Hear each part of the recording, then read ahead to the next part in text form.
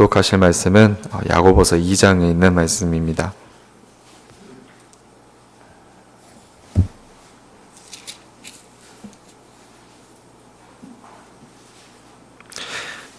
야고보서 2장 14절에서 17절까지를 합독하도록 하겠습니다.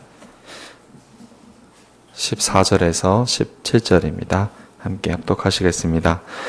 내 형제들아, 만일 사람이 믿음이 있노라 하고 행함이 없으면 무슨 유익이 있으리요? 그 믿음이 능히 자기를 구원하겠느냐? 만일 형제나 자매가 헐벗고 일용할 양식이 없는데 너희 중에 누구든지 그에게 이르되 평안히 가라, 덥게 하라, 배부르게 하라 하며 그 몸에 쓸 것을 주지 아니하면 무슨 유익이 있으리요? 이와 같이 행함이 없는 믿음은 그 자체가 죽은 것이니라. 아멘.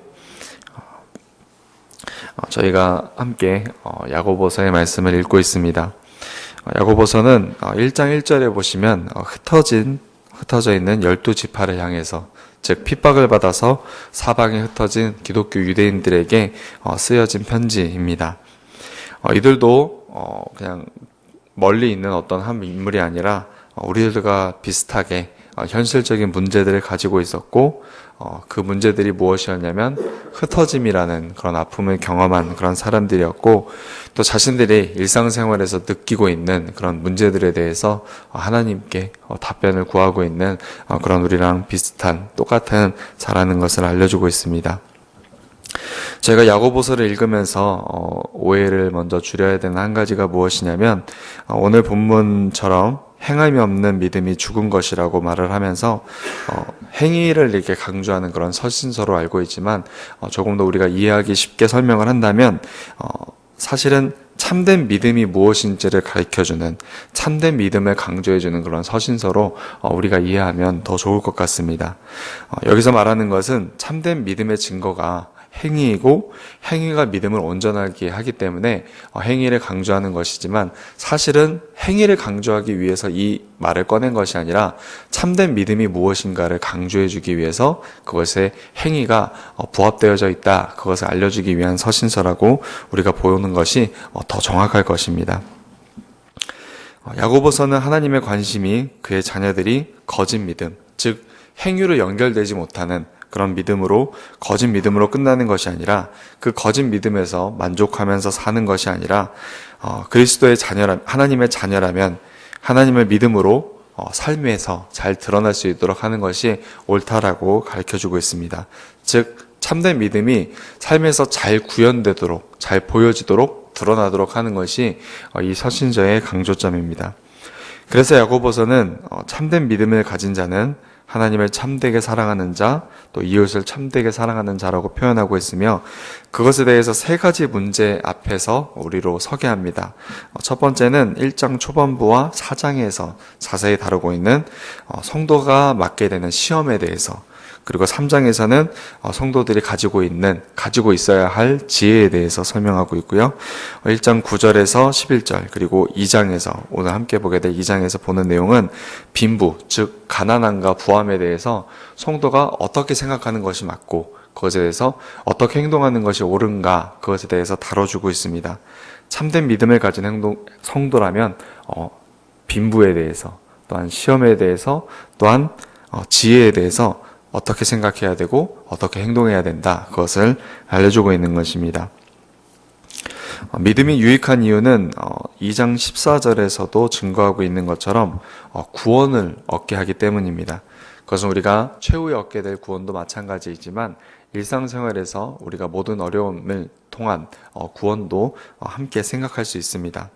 하지만 야고보서 저자가 안타까워하고 있는 것이 무엇이냐면, 핍박으로 인해서 사방으로 흩어진 기독교인들이 스스로 믿음이 있다고 말은 합니다. 복음을 들었기 때문에, 예수님에 대한 지식이 있기 때문에 믿음이 있노라 이렇게 말하고 생각하면서 그들의 삶 속에서는 기독교인으로서 보여야 되는 그런 행동들이 보이지 않았다라고 야고보서가 말을 하고 안타까워하고 있습니다. 그래서 그들의 믿음이 참되지 못하므로 너희가 구원을 받았는데 구원의 유익을 누리지 못하고 있다 라면서 그들을 꾸짖고 있는 것입니다. 14절이 그 이야기입니다. 믿음이 있노라고 말을 하면서 행함이 없다면 너희들에게 아무런 유익이 없다. 왜냐하면 그런 믿음은 자신을 구원할 수 없는 참되지 못한 그런 믿음이기 때문이다라고 조금은 풀어서 이렇게 설명을 하고 있는 것입니다.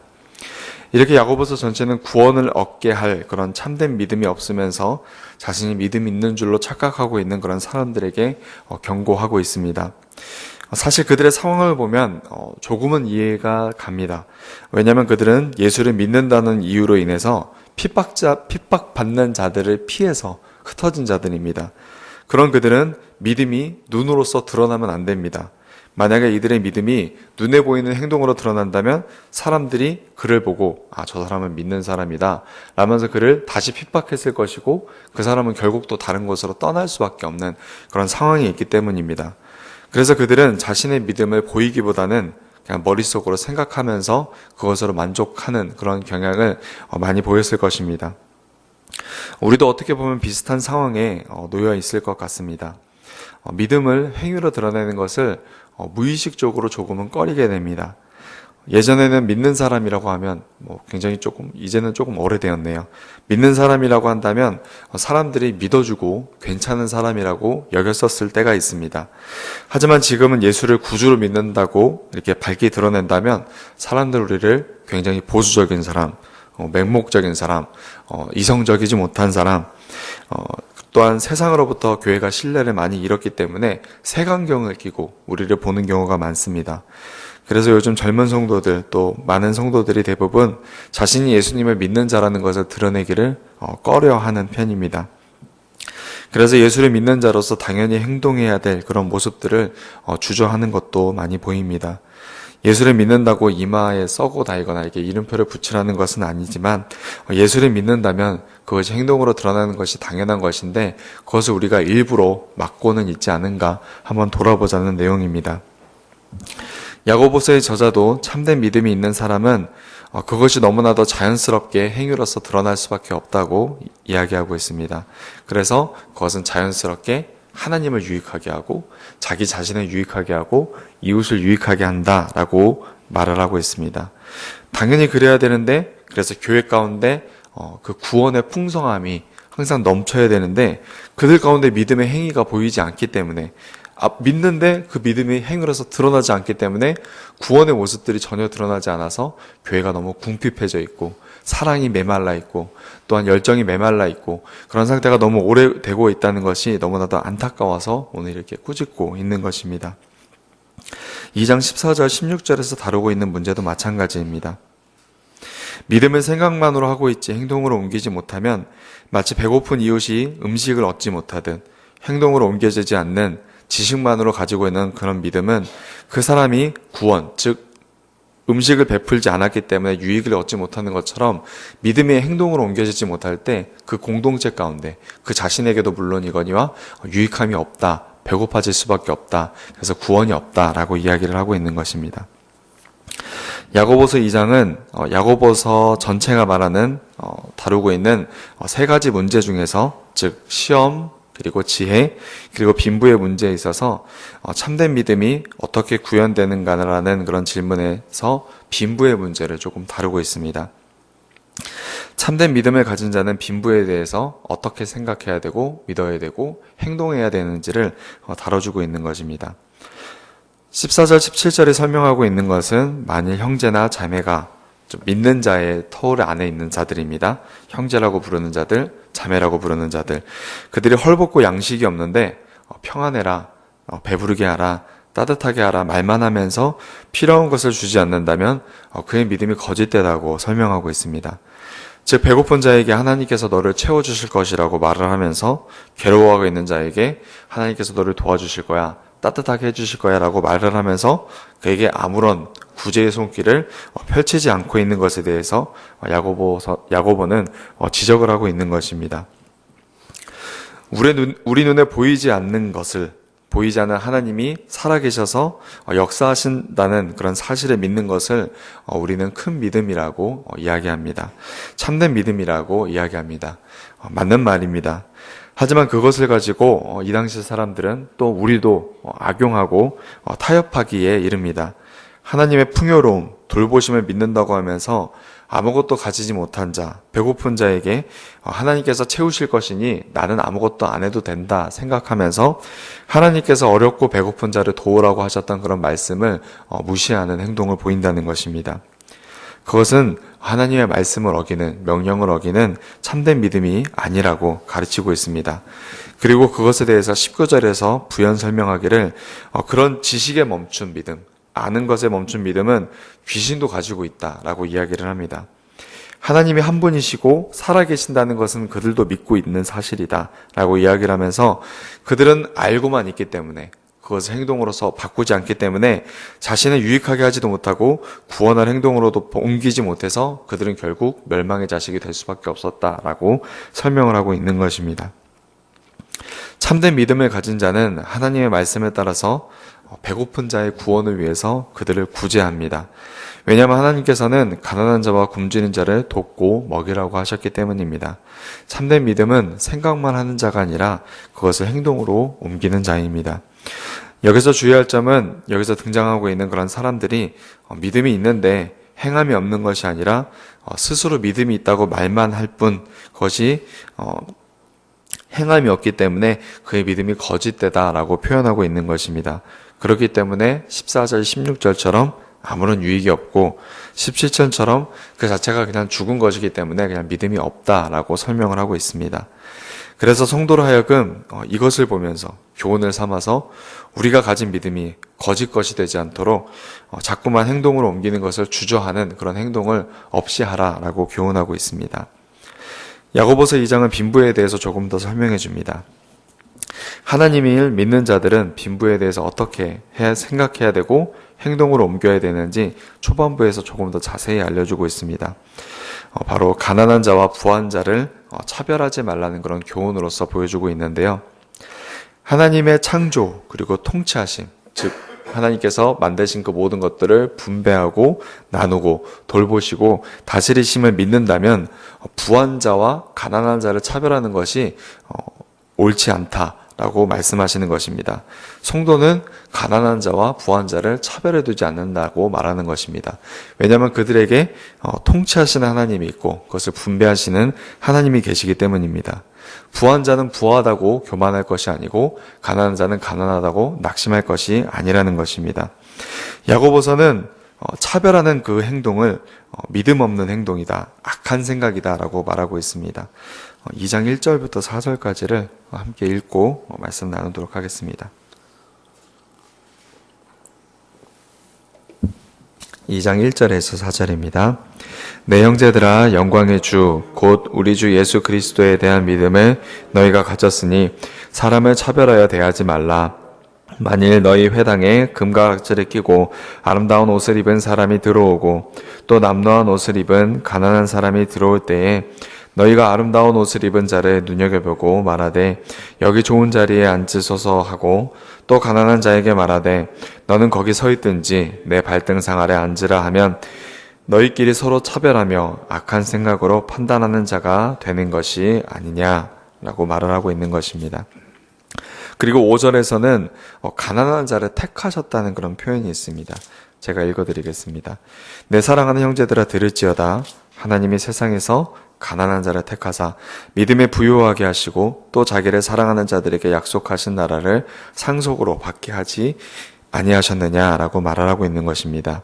즉 5절에서 가난한 자를 택하셨다고 말씀하시면서 하나님은 만물의 통치자로서 가난하게 하실 자들을 미리 택하셨다는 것이고 그들로 하여금 믿음에 부유하게 하시고 그들로 하여금 세상 물질이 아니라 하나님 자신을 사랑하게 하심으로써 그 나라를 당연하게 상속받게 하시는 것을 기뻐하신다는 그런 표현으로서 5절에서 다루고 있습니다. 즉 하나님께서는 그 사랑하는 자를 가난한 자로 택하셨다는 현대를 사는 우리에게는 조금은 아이러니한 그런 시각을 우리에게 알려주고 있습니다. 우리로서는 인간으로서는 이해하기 쉽지만은 않은 그런 내용입니다.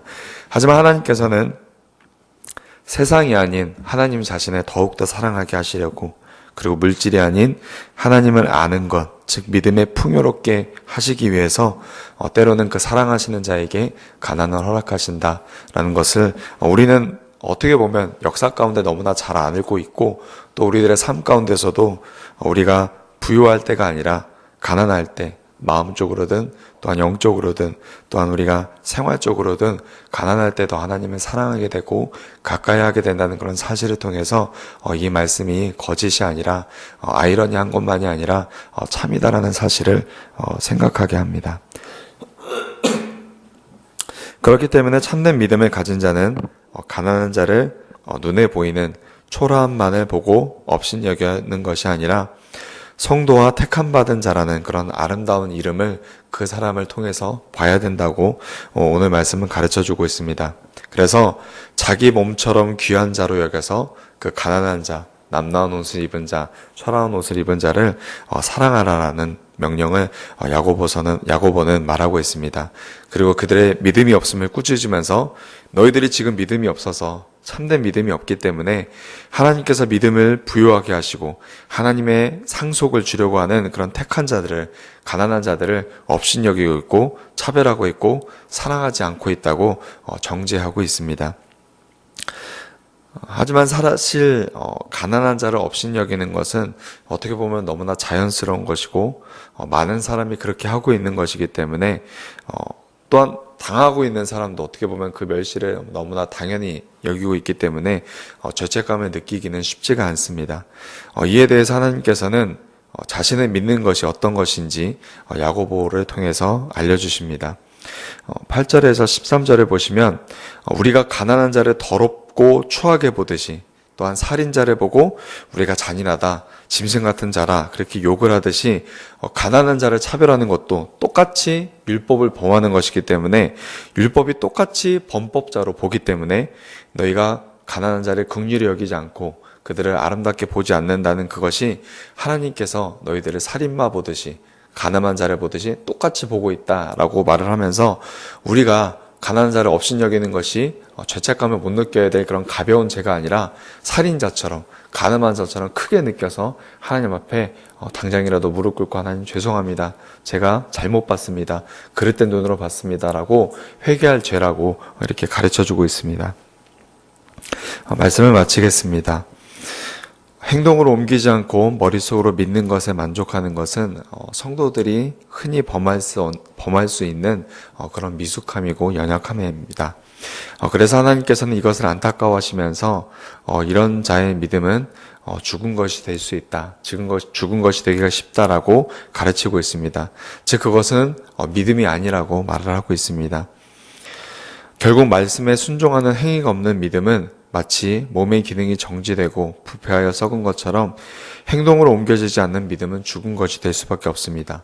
그래서 결국은 아무도 유익하게 해줄 수 없고 그 자신도 유익하게 못하게 하고 구원에 이르지 못하게 한다고 말하는 것입니다. 그렇기 때문에 성도들로 하여금 그런 거짓된 믿음을 보면서 행동으로 옮기는 것에 힘쓰라고 가르쳐주고 있는 것입니다. 즉 참된 믿음, 참되게 믿어라. 믿으려면 참되게 믿어라. 이렇게 계속해서 강조하고 있는 것입니다.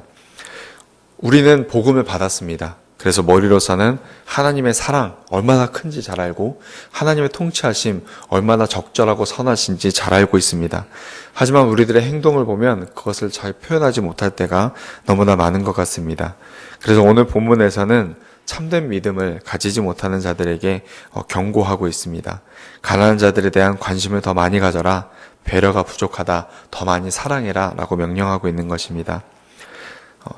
말씀을 받을 때 저희 마음이 뜨거워지잖아요.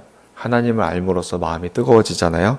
하지만 참된 믿음은 그 마음이 뜨거워지는 것으로 자기 만족으로 그치는 것이 아니라 그것이 나를 유익하게 하고 이웃을 유익하게 하고 또한 교회를 유익하게 하고 하나님의 나라를 유익하게 할 수 있도록 사랑으로 이웃에게 표현하라고 가르쳐주고 있습니다. 사랑으로 역사하는 믿음은 여기서 나오는 말씀입니다. 형제와 이웃을 돌보고 배려하고 사랑하는 그런 참된 믿음이 우리 안에 풍성해지길 원하고 우리 교회 가운데 풍성해지고 또한 우리 삶 가운데서 풍성해지기를 원하시는 그런 하나님의 마음을 알아서 하나님께서는 우리의 믿음이 참되어지기를 원하십니다. 그러니 우리도 하나님 저희가 주님의 그 마음에 따라서 우리의 믿음이 참될 수 있도록 행위로서 우리들의 믿음을 온전하게 하도록 노력하겠습니다라는 그런 다짐을 오늘 하고 돌아갔으면 좋겠고, 그런 은혜를 더욱더 구하는 오늘 시간이 되었으면 좋겠습니다. 함께 기도드리시겠습니다. 하나님 아버지, 감사드립니다. 주님께서 주신 믿음은 참된 믿음입니다.